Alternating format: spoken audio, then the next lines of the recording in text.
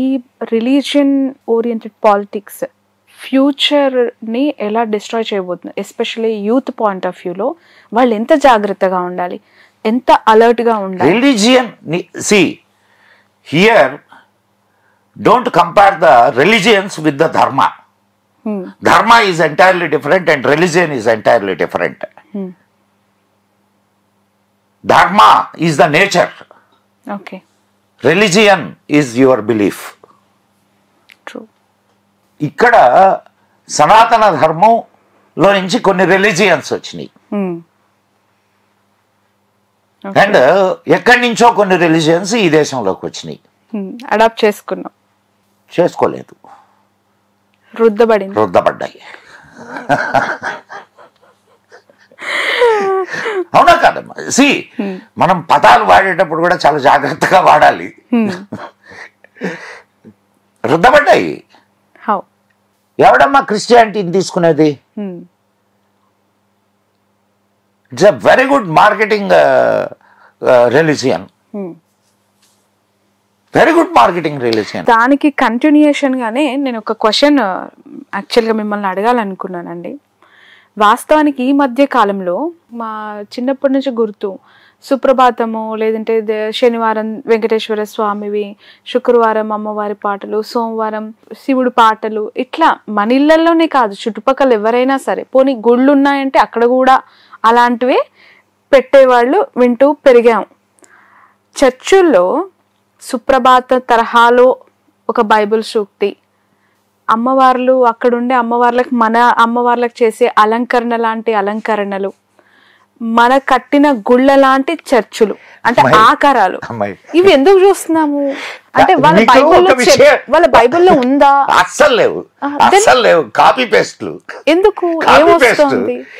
నీకు ఒక విషయాన్ని బాగా అర్థం చేసుకోమ్మా. వాళ్ళెవరు చేసేవాళ్ళు ఎవరు అక్కడ? ఇవన్నీ చేసేవాళ్ళు ఎవరు? నీ వాళ్ళు, నీ ధర్మంలో నుంచి వెళ్ళిన వాళ్ళు.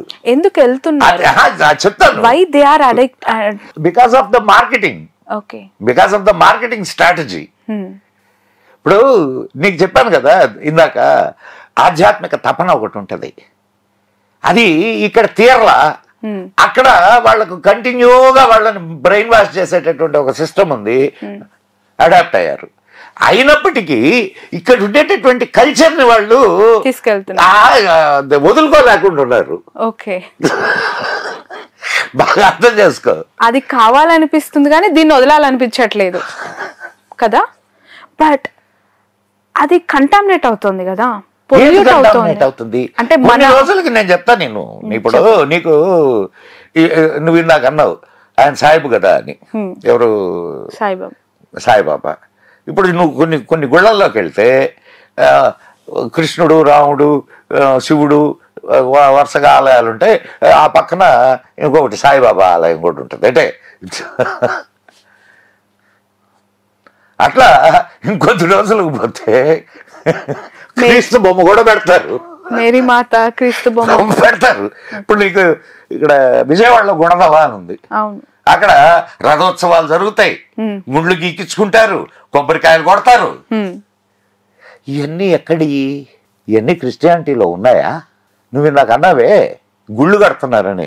కేరళలోకి వెళ్తే గుళ్ళు, లోపలికి పోతే క్రీస్తు దేవుడు. సో ఈ ధర్మం నీకు ఇప్పుడు ఒక విషయం అర్థం కావాలా, ఇక్కడ ఉన్నటువంటి ఈ సంస్కృతి, ఈ సాంప్రదాయాలు ఎంత బలీయమైనయో ఇప్పుడు నీకు దీన్ని బట్టి అర్థం కావాలా. ఫిలాసఫీ ఏముందమ్మా అక్కడ?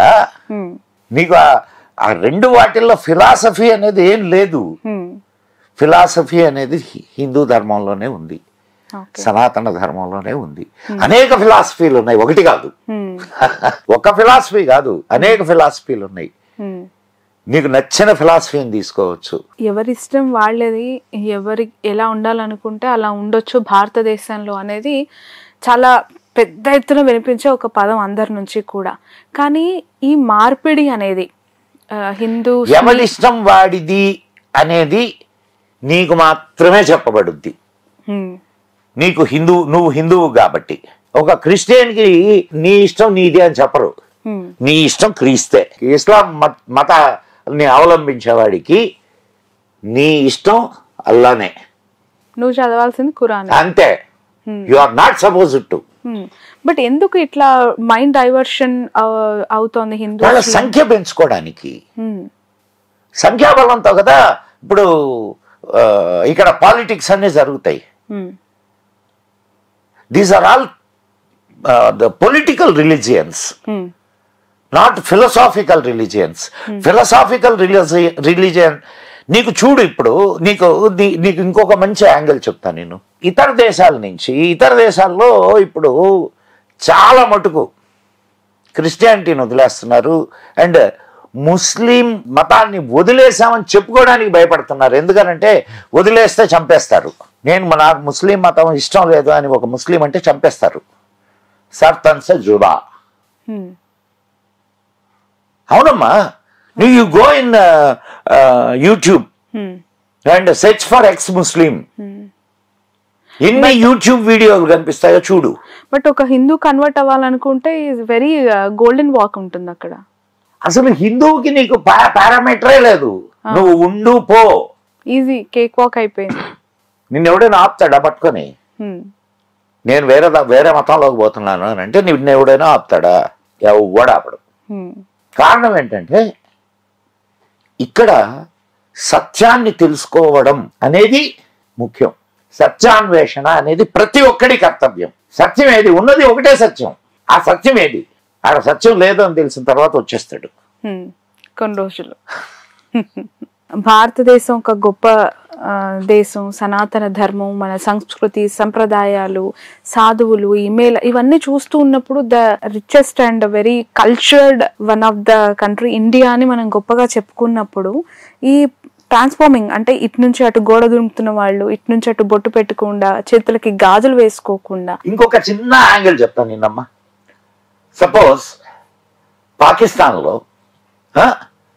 పాకిస్తాన్లో అటు నుంచి ఇటు వచ్చాడు అనుకుందాం, బతుకుతాడా?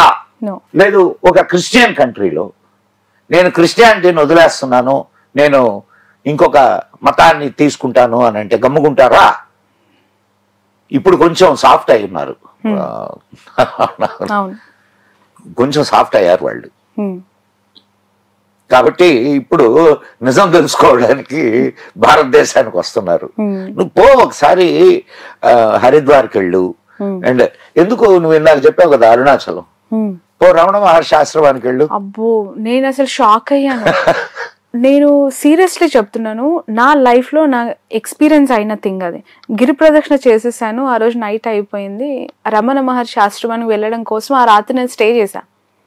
నెక్స్ట్ డే మార్నింగ్ నేను రమణ మహర్షి ఆశ్రమానికి వెళితే నా ఏజ్లో ఉన్న యంగ్స్టర్స్, నాకంటే చిన్నవాళ్ళు, వాళ్ళు ఎందుకు వచ్చి కూర్చుంటున్నారో, ఎందుకు వచ్చారో తెలియదు. జపమాల వేసుకుంటారు, బుక్కులు పట్టుకుంటారు, వాళ్ళు ఒక ధ్యానం చదువుకుంటూ ఉంటారు. మెడిటేషన్. వాళ్ళకి ఏం అట్రాక్ట్ చేసింది, వాళ్ళు ఎందుకు వచ్చేసారని అడుగుదామన్నా కూడా they are in deep meditation. అడగలేకపోయా. బట్ అలా చూస్తున్నప్పుడు చాలా హ్యాపీ వేస్తుంది. ఇలా పోతున్న వాళ్ళని చూస్తుంటే బాధ. ఏం కాదమ్మా, ఏం కాదు. It's all time. మనం ఏమనుకుంటున్నాం అంటే ఇక్కడ భారతదేశంలో ఇట్లా చాలా మంది చాప కింద నీళ్లు లాగా. నీ స్ట్రెంగ్త్ నీకు తెలుసుకోవడం లేదమ్మా. ఇప్పుడు నీ స్ట్రెంగ్త్ నీకు తెలుస్తున్నది. ఇప్పుడు నీ స్ట్రెంగ్త్ నీకు తెలుస్తుంది. ఈ పోయేటటువంటి వాళ్ళందరూ వాళ్ళ బిడ్డలకి ఈ ధర్మం గురించి చెప్పకే వెళ్తున్నారు అని అంటే వాళ్ళకి సరైనటువంటి ఫీడ్ ఇవ్వక రేపు శ్రావణి బిడ్డలు వెళ్తారా? బట్ ఎంతవరకు ఆపగలుగుతారు ఇప్పుడున్న generations? They are in lot of people they are coming back. Okay, they are coming back. If you see in the mean foreign countries చాలా చర్చీలు అమ్మకానికి ఉన్నాయి. Okay, right. అండ్ ఇంకొకటి, ఇప్పుడు అక్కడ క్రైస్తవాన్ని వదిలేసే వాళ్ళు ఉన్నారు. అయితే క్రైస్తవాన్ని వదిలి వాళ్ళు దేనికి వెళ్ళారు? కొందరు అసలు దేవుడే లేడనే స్థితికి వచ్చారు, నాస్తికులుగా. కొందరు హైందవ ధర్మంలోకి వచ్చున్నారు. హైందవ ధర్మంలోకి వచ్చున్నారని కూడా నేను చెప్పను. వాళ్ళు వెతుకులాట మొదలు పెట్టారు. ఇది they are search of the truth.